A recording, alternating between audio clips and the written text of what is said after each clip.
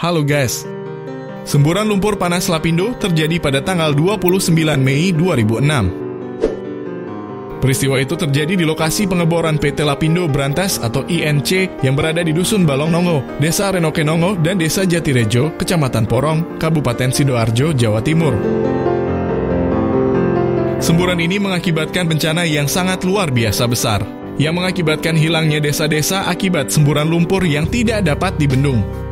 Semburan ini menenggelamkan banyak sekali perumahan warga, sehingga warga harus direlokasi dan meninggalkan kampung mereka. Lalu bagaimana fakta dan kondisi saat ini setelah 17 tahun berjalan? Berikut 5 faktanya.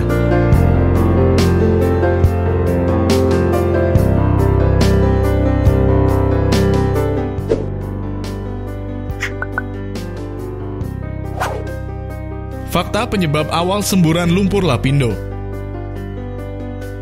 Pasti kalian bertanya-tanya bagaimana semburan lumpur Lapindo bisa terjadi. Dikutip dalam catatan detik.com, penyebab terjadinya awal semburan lumpur itu awalnya terjadi pada 18 Mei 2006. Saat itu PT Lapindo Brantas sempat melakukan pengeboran mencapai kedalaman 8.500 kaki.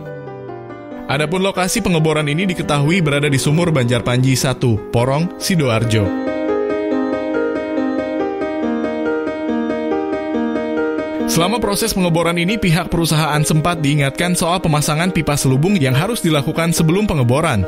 Setelah melakukan pengeboran diketahui tiba-tiba lumpur itu menyembur. Penyemburan itu terjadi 2 hari setelah gempa bumi di Yogyakarta.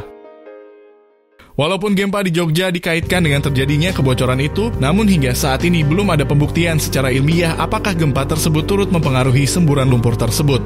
Meski demikian, banyak orang yang percaya kedua bencana ini saling terkait. Pada 29 Mei 2006, lumpur Lapindo itu menyempur pertama kali pada 5.30 waktu Indonesia Barat. Adapun jarak pemukiman warga dengan lokasi semburan hanya 150 meter.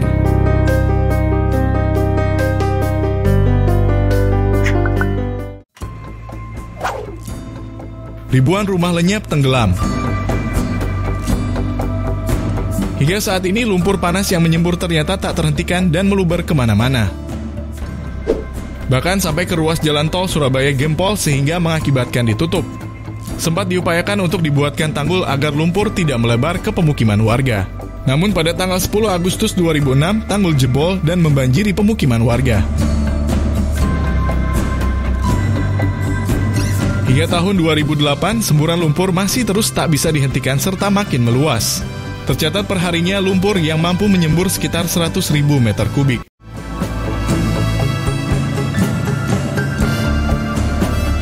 Ada sekitar 25.000 jiwa dari 8 desa di 3 kecamatan terpaksa harus kehilangan lahan dan rumahnya karena tenggelam dan hilang karena semburan lumpur. Mereka juga dipaksa untuk mengungsi untuk menghindari dampak dari luberan lumpur panas. Tercatat ada 10.426 unit rumah warga yang harus terdampak dan sekarang menjadi lautan lumpur.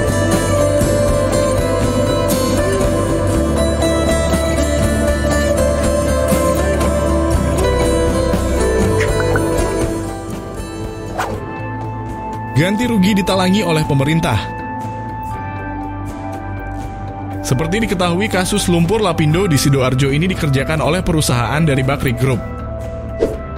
Untuk menanggulangi masalah semburan lumpur panas tersebut, pemerintah memberikan talangan dana yang diberikan kepada PT Lapindo Minarak Jaya atau LMJ. Dana itu diberikan pada Maret 2007.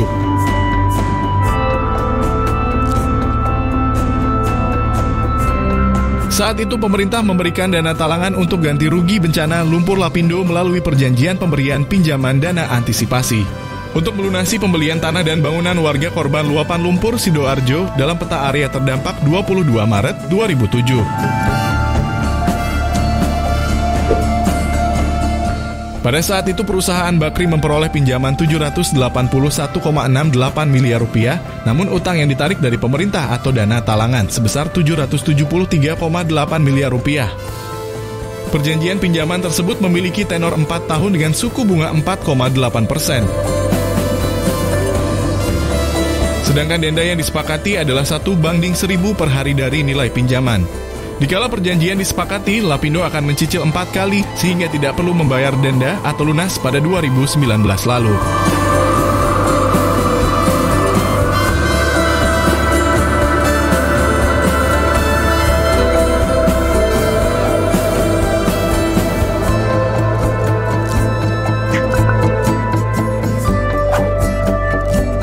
Sudah 17 tahun tidak kelar-kelar.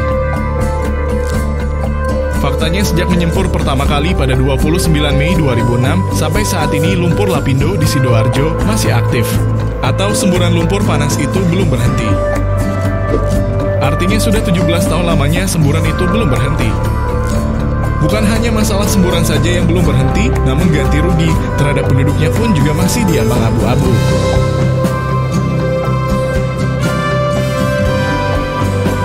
Sebelumnya permasalahan yang belum juga selesai selama hampir 17 tahun ini juga soal ganti rugi kepada masyarakat terdampak. Rumah-rumah yang terdampak harus ditinggalkan karena tidak lagi mungkin untuk ditinggali. Pasalnya kedalaman lumpur Lapindo sudah sampai menenggelamkan rumah mereka. Bahkan bukan hanya beberapa rumah saja. Mirisnya terdapat 10.426 unit rumah warga dan 77 unit rumah ibadah terendam lumpur.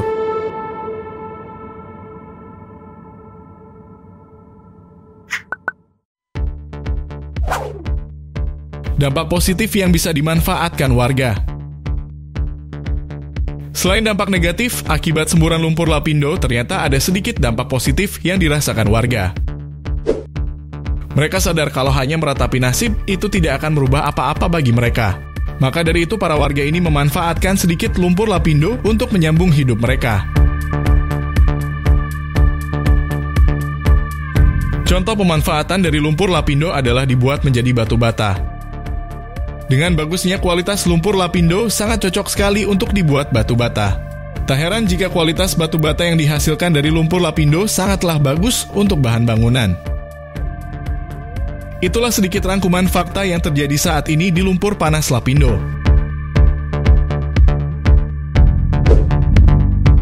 Bagi kalian yang suka terhadap video ini, bantu kami untuk menyebarkan pengetahuan tentang fakta-fakta menarik di seluruh dunia ini. Supaya kita semua bisa menambah sedikit wawasan tentang apa yang sedang terjadi di belahan bumi.